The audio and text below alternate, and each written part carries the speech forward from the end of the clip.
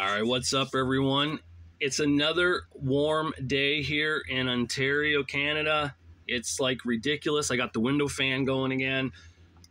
Honestly, I think I might have to turn on the air conditioner soon, and that's ridiculous. I know it's May 1st today, but still, I mean, I was kind of hoping to go at least till June without doing that, but we'll see what happens the next few days. But as promised, I'm going to dredge through this heat in this room right now to give you part 2 of the Diesel / Kevin Nash magazine cover videos. So let's get right to it, shall we?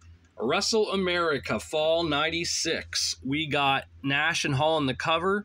WCW responds to invaders. This means war. So here we go. We start the war now. Nash is in WCW with Hall. And what happens next? Inside Wrestling, February 97. Here it is, the NWO. Nash, Hogan, and Hall there on the cover. It's actually a pretty cool looking cover. And you get Shawn and Brett on there too. That's like my dream right there. Look at all that awesomeness there for me. So I'm a huge fan, of course, as we all know, of Shawn and Brett. And of course, Kevin and Razor. I mean, that's awesome.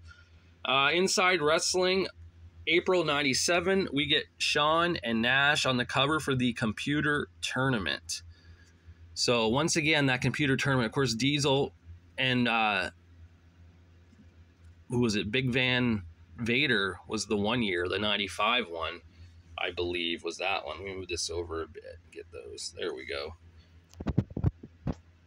Next up, Wrestle America, summer of 97. We get the NWO at the top there. It's the we also got the BWO too, I see.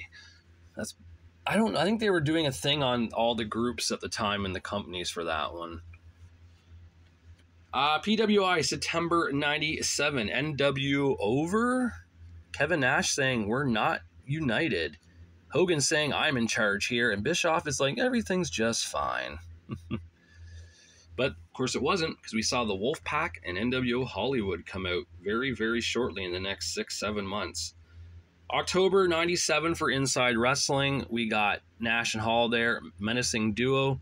That is the WCW mid-year report. Of course, Inside Wrestling would do that every once in a while. And let me try to fix this a bit. I don't like how that is. This new, I know it's like kind of a side note here. This new camera holder is pretty cool, but at the same time, it takes a little bit to get used to. So I'm trying to get this lined up just perfect for everyone to see things. I think that's going to be good. PWI does their 500 Holiday 97. We get Nash on the cover there, along with a lot of great stars. Bret Hart, Steve Austin, Shawn Michaels, Diamond Dallas Page, Dean Malenko, and Taz. All big-name stars at the time in 1997. The Wrestling Yearbook by Inside Wrestling. We get Nash as on the cover there with Hall. That was like a scouting report, almost like a, I don't know if anyone's ever seen these. They're like just talking about the wrestler and what's going on with them. They do this kind of a cartoon version of them beside it. Plus you get, you know, some sweet photos inside as well. I don't know how easily those are to get. I got those in a haul of magazines when I was buying like the complete years of 96, 97, 98. They were just included. So I got lucky with that. I don't really ever see them on their own, I don't think. So maybe they're hard to get. I don't know, but I got them and I'm happy about it. March 98 for PWI is the year-end awards, and we see Hall and Nash as Tag Team of the Year for 1997. The Wrestler, April 98, we've won. Talking about the NWO, there's Big Kev there with Hogan and Norton and Bagwell. So NWO was on fire at the time. And WCW was doing great in the ratings thanks to them. Inside Wrestling, the WCW mid-year report for October 98. Nash says he's the leader of the pack. That's right, the Wolf Pack is back, causing mass destruction. Or construction, depending if they are construction workers, right? That could be possible. October 98 for Wrestle America. We got Nash and Hall on the cover there. lies, deceit, intrigue, how WCW created the NWO Rift. Of course, talking about the Wolfpack versus NWO Hollywood. PWI, February 99, we got the 50 most beautiful people in wrestling, and no surprise that big sexy himself, Kevin Nash, is on the cover, along with Sonny, who was the most downloaded AOL celebrity, whatever it was back in 96, 97 or whatever. And The Rock. Now, interesting about The Rock is, wasn't he voted like sexiest man alive or something like a few years ago by some magazine, I want to say? I'm pretty sure I remember hearing that and seeing the magazine at like Shoppers and Walmart and such. So PWI was foreseeing the future of what Dwayne Johnson was going to be in the eyes of all the ladies and maybe even some men out there. He's the sexiest man alive at one time. The Inside Wrestling 1999 computer tournament, April 99, we get Kane versus Nash. Now, isn't that something? Kevin Nash has made to the finals of this at least 3 times against, as Diesel against Big Van Vader, as Nash against Shawn Michaels, and now as Nash against Kane, who, well, was the fake Diesel. So we got Diesel versus Diesel there. But for people who shit on Nash and say he wasn't much, I mean, I think he was a little better than people want to give credit to for some reason. He gets a lot of hate, kind of like how people hate the music band Nickelback for no reason. It's cool to hate. Nash has, I mean, if it wasn't for Nash, a lot of things in wrestling wouldn't be the way they were, in a positive way, I mean. So those guaranteed contracts, for one. PWI, July 99, warning, this team will self-destruct in 15 seconds. Yes, Hall and Nash are back together, and they're doing their thing. They reformed the NWO in general now. There's no more Wolfpack. There's no more Hollywood. The finger poke of doom took place, and we get the Outsiders back together. Inside Wrestling mid-year report, October 99. Nash here, savagely attacked. I agree. He has been savagely attacked by everyone. He's not that bad of a guy. But this, I'm guessing, was talking about Randy Savage back when Nash was champion in WCW in 1999 and feuding with Randy Savage. That's when Macho was like almost like, 280 pounds of steroids then at the time, and had all those ladies with him, like Medusa at the time, Medusa Michelli, and Mona, I think was Molly Holly's name, and Gorgeous George. Interesting time for WCW then. Winter 99, again, the Inside Wrestling yearbook thing. We get Nash on the cover there with the tie-dye NWO shirt, which doesn't really get seen much. Nash must have been a fan of Dude Love at the time to break that out. I don't know. Inside Wrestling, March 2000. Kevin Nash and Scott Hall getting inside the Outsiders' heads. This is during the time when Nash and Hall were kind of just doing random stuff on Nitro. They were feuding with the likes of Goldberg and Bret Hart and Sid Vicious. And it was right before they formed the NWO Black and Silver, with Bret Hart as the champion and Jeff Jarrett in the group and such. I think Nash and Hall were like wrestling women and such weekly on Nitro at the time. It was pretty ridiculous. That was during the time frame when Hall had the television title and the US title, and doing that kind of stuff. The next one we have is The Wrestler from March 2002.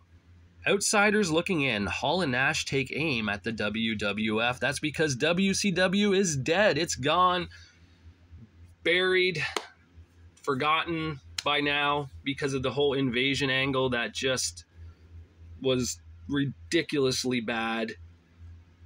And not much else can be said about that. The last one I have here is The Wrestler, July 2002. Hail the NWO. Don't forget the NWOs. That's true. Hall, Nash, Hogan coming into the WWF at the time, soon to be WWE, and were the villains, the bad guys. They weren't really coming in as a renegade group like WCW had them. Unfortunately, this run, they came in just kind of like a stable. There was nothing special about the NWO. They didn't come off like they were trying to take over. They came off like we're just here for a paycheck and the WrestleMania bonus. You know, that's what it felt like. That's on Vince. That's totally on Vince McMahon, right? And Vince always had a thing with something he didn't create. He doesn't really care to get behind unless your name is Bill Goldberg, because for some reason Vince had a boner for Goldberg, and actually, and think about all the times he brought him back to the WWE and kind of gave him that Goldberg-esque vibe to him that he had in WCW. It was really weird. It makes you wonder if Goldberg knew stuff about Vince and was using that to get his way at times. I don't know, but yeah, that's it for the Stanley Weston style magazines of Kevin Nash being on the cover. I'm sure he made the cover on a lot of WCW magazines during the time from 96 through 2000, but I don't have any, and I think they're really hard to find, that era of WCW magazine. So I just have these. Yeah, that's it. So Kevin Nash, his career, not the Diesel part, just the Kevin Nash part. I mean, it really did change wrestling, right? When Hall showed up on Nitro and Nash came out like 2 weeks later, and it changed the way wrestling was going to be for the foreseeable future. And you can't help but think that those two jumping ship, it helped guaranteed contracts for WCW and for the WWF. It helped with making wrestling edgy and cool again, with the help too of Hulk Hogan's heel turn to become Hollywood Hogan. Fans didn't want to boo Hall and Nash at WCW. They were fans. They wanted to cheer them on because they were so cool. And they were cool because they took the Razor Ramon and Big Daddy Cool Diesel persona and brought it to WCW as themselves. And it made them just way too likable. And as time went on, that would change in WCW, where they got repetitive and stale, and Scott's drinking issues came in, and Kevin Nash got power to book, and it just became really, really bad at the end of WCW. But you can't help but remember the early stages when it was cool, and it helped bring in the Attitude Era to the WWF as well. So Kevin Nash does not deserve a lot of the slack he gets for things, right? He actually did pretty good and did a lot of good for the wrestling business. More good than bad, I will say. And sure, there's been some bad stuff. I'm not going to disagree with that, but definitely more good than bad for Kevin Nash and even Scott Hall jumping ship to WCW. Wow. There it is. This is my second video for the Nash magazine covers. If you're a fan of Kevin Nash, I hope you enjoyed it. I know I am. I explained in the Diesel video why I am, and it's true. You know what? Even looking back, I actually thought Vinny Vegas was cool in WCW. I thought Vinny Vegas had a cool theme song. He had a cool look, and you know, him and DDP, before they were the Insiders, they were the Vegas Connection, and I'm just glad that when he jumped ship to the WWF, that being paired up with Shawn Michaels helped him get a steady foot in a great career path with professional wrestling, and with Vince McMahon seeing that Nash was such a big dude and could market him as in a proper way that WCW couldn't with Bill Watts and Kip Allen, or was it K. Allen Fry or whatever, and all those guys when they were in charge. They didn't know what to do with Nash. Vince did. And that's why Vince will always be the master when it comes to big men and doing what he can with them. I think Vince always had an eye for the big guys, didn't know what to do with the little guys, the lightweights, you know, and it is what it is, right? All right, so thank you for watching this video on Big Sexy Kevin Nash. And until I do my next one, I'll talk to you guys later.